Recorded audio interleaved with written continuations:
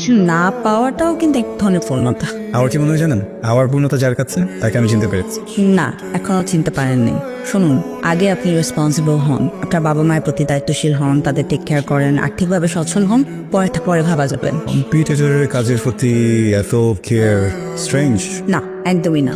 আমি আপনাকে বাস্তবতা থেকে দূরে যেতে দিচ্ছি না, দ্যাটস ইট। আমি একটা ওয়েল উইশার, আমি চাই আপনি ভালো থাকুন। আচ্ছা, আপনাকে যে বস টাস্কটা দিয়েছে, যেই প্রেজেন্টেশনটা বানাতে দিয়েছে, সেটা কি আপনি বানিয়েছেন? আর বাজারে ঘুমাবো? হ্যাঁ হ্যাঁ। আপনি যান, এক্ষুনি যান, প্রেজেন্টেশনটা বানান। বস কিন্তু টাস্কটা কমপ্লিট না হলে খুব ক্ষেপে। আর আমাদের দুজনের জন্যই জবটা খুব দরকার, তাই না? ঠিক বলেছেন, একটা চাকরি যে এত দরকারি হতে পারে আগে বুঝি না। আপনি আপনি বাসা চিনলেন কিভাবে? অফিস থেকে অ্যাড্রেস পেয়েছি। খুবই সরি, আমার ফোন দিয়ে আসা উচিত ছিল। It's okay. মানে আমি তো ভয় পেয়ে গিয়েছিলাম। মানে যাক, আপনার চাকরিটা তাহলে আছে। আপনি বসকে মিথ্যা কেন বললেন?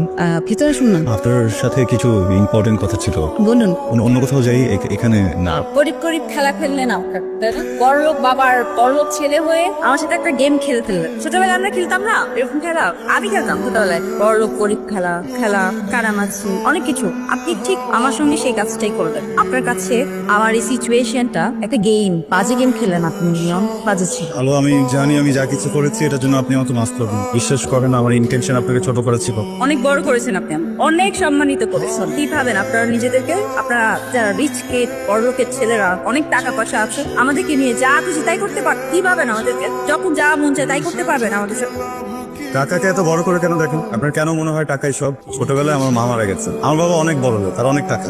উনি আমার প্রত্যেকটা বার্থডেতে আমাকে জিজ্ঞেস করতেন আমি কি চাই। আমি প্রত্যেক বার্থডেতে ওনাকে বলতাম আমি আমার মাকে ফেরত চাই। ওনার এত টাকা দিয়ে উনি কখনো আমার মাকে ফেরত দিতে পারলো না। টাকা কিছু নাথিং। আমি বাস্তবতা বুঝি, সবকিছু বুঝেই আপনার কাছে এসেছি। বাস্তবতা বুঝি বলে আপনাকে এত ভালো। আমাকে ভালো লেগেছিল বলে ফ্লার্ট করার জন্য এরকম মিথ্যা কথা বল, গরিবের অ্যাক্টিং করলেন। কি ভালো অভিনয় করেন আপনি। দেখেন, আমাদের এই সিচুয়েশনটাকে, মানে আমার সিচুয়েশনটাকে আপনি যে প্লট বানিয়ে অভিনয় করলেন না, এটা আমি নিতে পারছি না, এটা আমি মানতে পারছি না। বড় মতো যা খুশি তাই বলেন, সমস্যা না। বাট আমার ইরেসপন্সিবল অ্যাক্টের জন্য প্লিজ চাকরিটা ছাড়বেন প্লিজ। আমার অনেক খারাপ লাগছে, অনেক কষ্ট হচ্ছে। সেটা চাকরিটা চলে গেছে সেটা আমার খারাপ লাগছে। এটা ভেবে যে আমি আর কখনো হয়তো কোনোদিন কাউকে বিশ্বাস করতে পারবো। আর এই অবিশ্বাস নিয়ে বেঁচে থাকাটা যে কি পেইনফুল, সেটা আপনি কিছু দিয়ে আছে আমাকে বলে কোনো লাভ নেই। আমি এখন চলে যাবো। এরপর থেকে আপনি কখনো আর আমাকে কোনো কন্ট্যাক্ট করবেন না। অ্যাটলিস্ট এতটুকু রেসপেক্ট তো আমি পেতে পারি।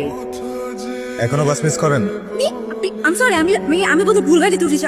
আমি ওভার কল করেছিলাম। আপনি ভুল গাড়িতে ওঠেননি, এটা অ্যাপেরই গাড়ি। সরি, হ্যালো, আপনি কি কিছু জিজ্ঞেস করছেন? কি গাড়িটা সাইড করার না নিউজ হ্যাপে গাড়ি চালাচ্ছেন? নতুন নাটক কবে থেকে শুরু করলেন? নতুন নাটক মনে হচ্ছে কেন আপনার? এডুকেটেড ছেলে যে চাইলেই একটা জবের অ্যাপ্লাই করলে বা কোথাও জবে অ্যাপ্লাই করলে